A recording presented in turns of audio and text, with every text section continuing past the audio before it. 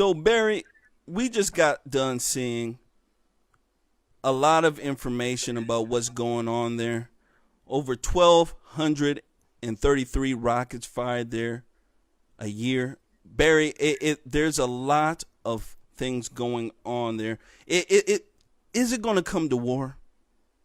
I would give you three different answers, and I think we don't know, but it sure looks like it.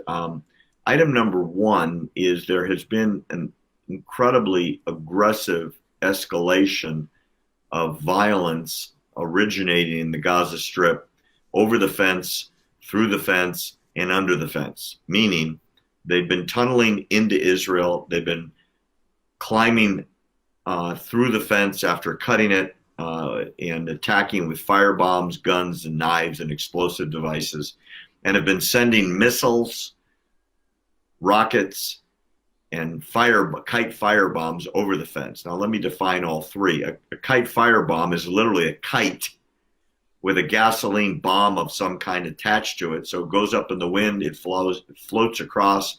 When it lands in Israel, whatever it hits bursts into flames. Thousands and thousands of acres of Israeli cropland has been burned to the ground. Millions of dollars in fresh produce has been lost. Houses have caught on fire. Bombs have landed in buildings and exploded. And then there's the missiles and rockets. Now, rocket is short range.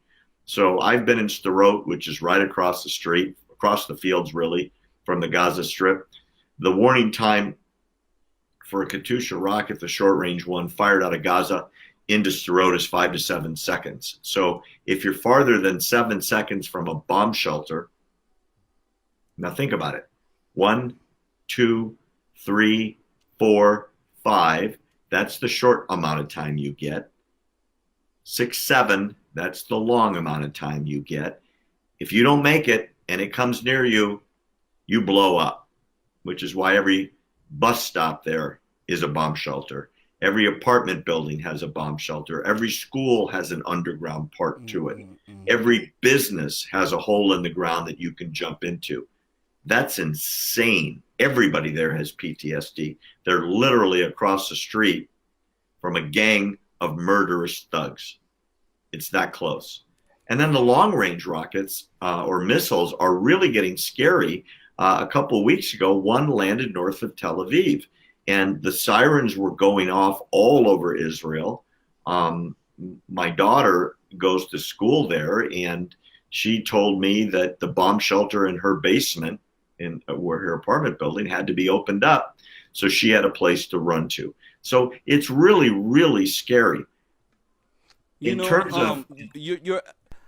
don't know how people can live in those conditions, Barry. I mean, literally, I would have heart attacks every night just hearing sirens, or even just the possibility of a rocket hitting my home. Now, I want to go ahead, and you alluded to this a little bit earlier about the missiles hitting people's homes and destroying buildings. I want to go ahead and show the crowd this video here of a destroyed home.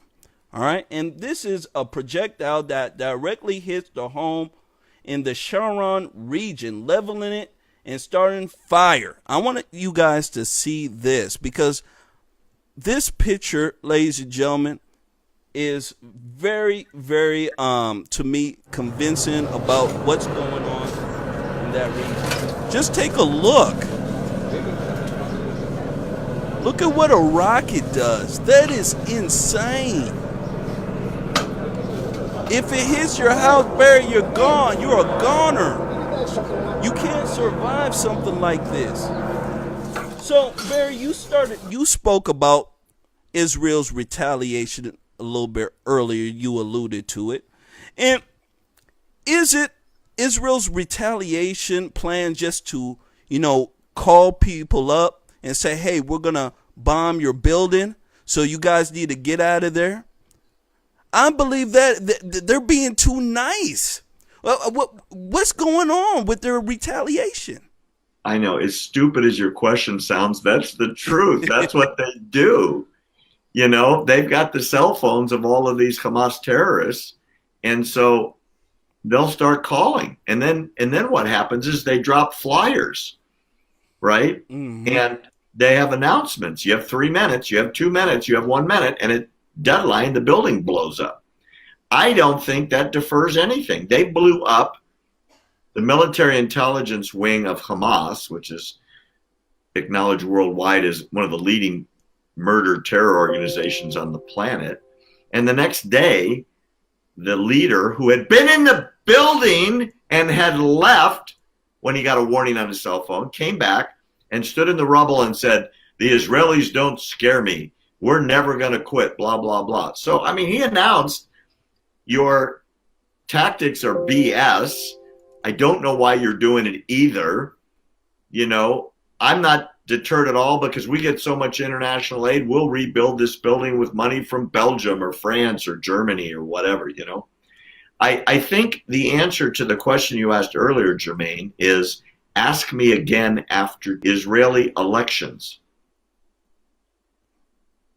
The leading candidates in both the Likud, which is Netanyahu, and the Blue and White Party, which is Gantz, General Gantz, who used to be the head of the army, have both said after the election, if anything comes over the fence, the reaction of Israel is no longer going to be you have 5 minutes to evacuate your building before we bomb an empty building. It's not going to be that anymore. Both sides in politics have said that the gloves are going to come off. And I think, unless there's a drastic change in the plans coming out of the military wing in Hamas, it's going to get really ugly. I know for a fact that friends are right now in the fields across from Gaza with their tanks waiting. It looks like an armored car tank brigade parking lot right now. The troops are all there and they're waiting. And if anything happens, they're going to go right across the border. And I hope, from a strategy point of view, Jermaine, they go get the guys that have been ordering the murders. You saw what that family went through. There were 7 people in that house. They had a few seconds warning because the sirens went off in Tel Aviv, and they were below the house in the bomb shelter, so nobody was killed. Almost all of them were very badly hurt, but thank God nobody died. It's a miracle nobody died. They barely made it. Imagine if that was the Botsio house in Minnesota, how you would feel. You would demand that your government go wipe out the criminals that did that to your home. And in every other country in the world, and I mean that literally, every other country in the world, they go get the people that did it. And Israel's playing, I don't know, a public relations game so as not to antagonize the world press, as if the world press would ever support Israel anyway. You'll see. After Tuesday, whoever wins and then builds their coalition, because it's going to take a few weeks, there's going to be a change, Jermaine. So next show, we'll see.